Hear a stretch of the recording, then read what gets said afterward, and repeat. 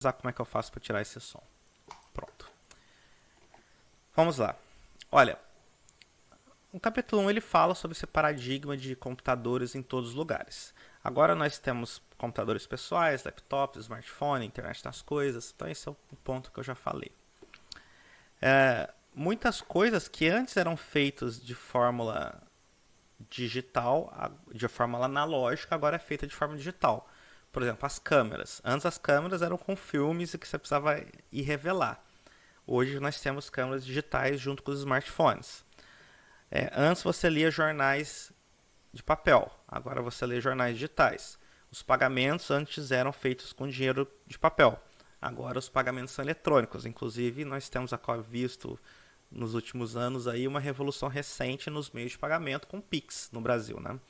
E diferente você vê até camelôs, vendedores de rua que aceitam Pix, né? Hoje até guardador de carro aceita Pix, até mendigo, se bobear, talvez até mendigo aceita Pix. Acho que não vai demorar muito pra gente ver lá os mendigos na rua com um QR Code, assim, dizendo, me deu R$ 1 aqui, por favor, com QR Code.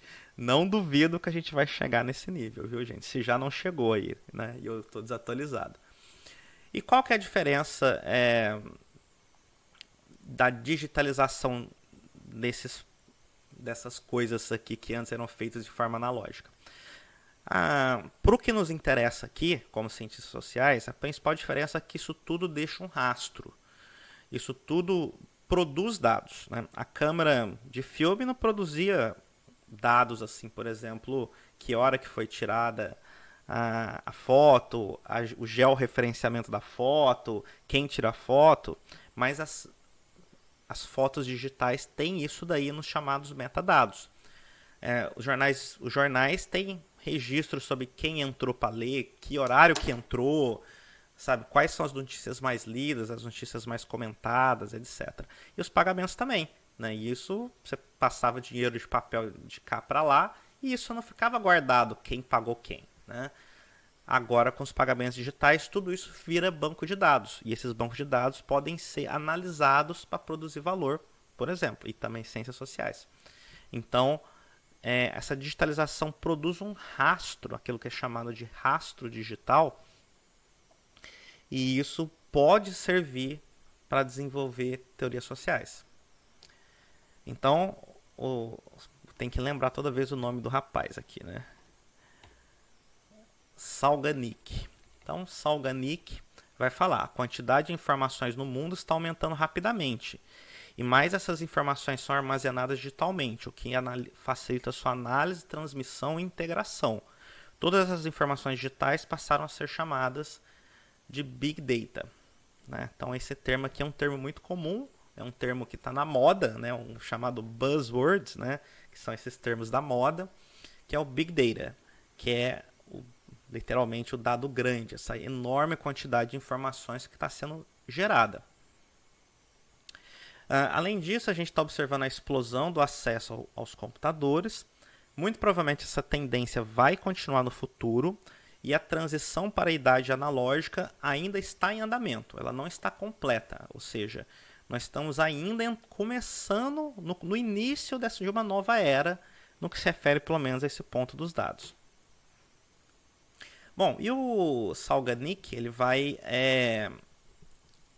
usar a seguinte estratégia de exposição no livro.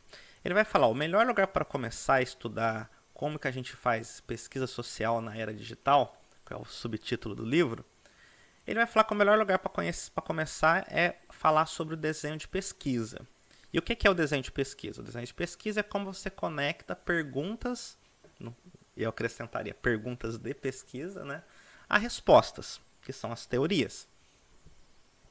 Então todo esse primeiro capítulo ele vai ter, e os segundos também, né? Ele vai ter muito uma cara de, eu suspeito que o livro inteiro é assim, ele vai ter uma cara de manual de metodologia de pesquisa, viu? Eu em várias partes assim do texto eu senti que realmente estava lendo um manual de pesquisa, sabe? Que nem você tem vários, né? Eu dou aula de metodologia de pesquisa, então eu já li um monte de livros, né? De metodologia de pesquisa, e aqui eu estou vendo que vai ser mais um dos livros que eu li, que é um pouco mais focado nessa parte de de pesquisa com dados digitais. Estou ficando empolgado, porque eu gosto desse tipo de assunto, né? Ele falará que o livro se considerará em 4 abordagens, que é a observação do comportamento, como fazer perguntas, execução de experimento e colaborando com outros. Isso daí é mais ou menos a estrutura dos capítulos, né? Se for rever os próximos capítulos do livro, tem mais ou menos esses títulos aí, esses temas. Ele também vai querer usar uma abordagem que ele diz que vai misturar o ready-made, não é que ele diz que ele vai tentar explicar ao elaborar os seus desenhos de pesquisa. Ele diz que uma das dicas, um dos truques desse tipo de pesquisa é misturar o read-made. Alguém, por favor, me ajude aqui como é que eu pronuncio isso aqui, ó. Ready-made com o custom-made. Eu acho que é assim que pronuncia, né? O que é esse ready-made? Ready-made é o pronto para usar. É aquilo que está pronto para usar. Que alguns poderiam chamar assim, se a gente fosse fazer uma analogia com a indústria da moda, né? Seria o que na moda eles chamam de prêt-à-porter, né? Aquela que é uma solução de prateleira, né? Prêt-à-porter é aquela roupa que não foi feita sob medida por um alfaiate, né? É uma roupa que você vai na loja e compra. E eu poderia talvez traduzir esse ready-made como solução de prateleira, né? Fazendo aqui algumas analogias. Ou seja, eu acho que ele quer dizer que são aqueles dados que já estão lá, que o seu trabalho é pegar ele e utilizar de uma forma inteligente. E já o custom made é uma solução customizada, né? É uma solução que ela é feita específica para o seu problema de pesquisa, em geral dados que você mesmo produz, né? E ele faz até uma analogia com a arte. O ready-made seria a obra do Duchamp, que era um cara que pegava objetos comuns, aqui ele pegou um mictório e transformou numa obra de arte. Já o custom-made seria o Michelangelo, que ele pegou uma pedra e esculpiu pedaço por pedaço até fazer a sua estátua do Davi aqui, né? Então seria... E a gente vai usar essa analogia o tempo todo. Olha, a gente vai ter que, em alguns casos, para alguns problemas, pegar os dados que já tem, foram dados produzidos pelo Twitter, pelo Google, pelo Facebook, e em alguns casos a gente vai ter que produzir os nossos próprios dados, né? Ele também vai dar muito valor para a questão da ética, né? Na era digital, a ética se torna uma parte cada vez mais importante do design de pesquisa, e os pesquisadores, muitas vezes em colaboração com empresas e governos, né, que detêm esses dados, dados ready-made, né? Então, pesquisadores em parceria com empresas que coletam esses dados do usuário, muitas vezes sem o usuário nem sequer se dar conta de que os dados dele estão sendo coletados.